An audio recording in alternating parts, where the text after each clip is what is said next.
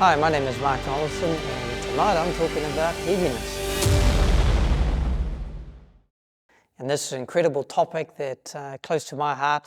And right now, if you didn't know, we have some of the worst suicide stats in the world for suicide, for self-harm, for depression.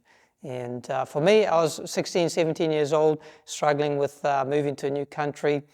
I had a lot of unforgiveness and issues with my parents and adjusting to life and finding new friends. And then the other thing I was passionate about was sport, and then I dislocated my knee. So here I am as a young man, I'm sitting down and my knee's up, and I don't have family that I can talk to. I don't have friends. Sport and everything I loved has been taken away from me.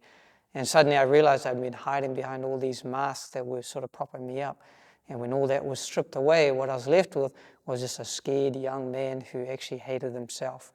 And that sort of spiraled me into a dark sort of place, and it can feel like a pit when you're trying to get your way out and trying to get out, and it can be a dark, lonely, isolating place. And that's what I did. And I guess probably the only thing that saved me was my parents' upbringing that said, man, you'll go to hell if you commit suicide. But actually that's what saved me, because I'd be walking down the road saying, man, I hope I die today. I hope a bus hits me today. I hope I get hit by a car. I hope somebody stabs me, something like that. And these were sort of the dark, spiraling thoughts that were there for about 2.5 years, until I found somebody that I could trust, somebody that I could talk to. And ever since then, we've been on the journey of Man Up, and this is what I do now. I talk with men and help them to find a place where they can talk and be real and get some of the mummy out and some of the trauma.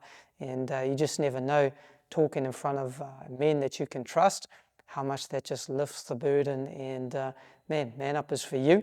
And this topic of heaviness is there to be overcome, because I would have never known that how many years later down the track that my story would help so many others.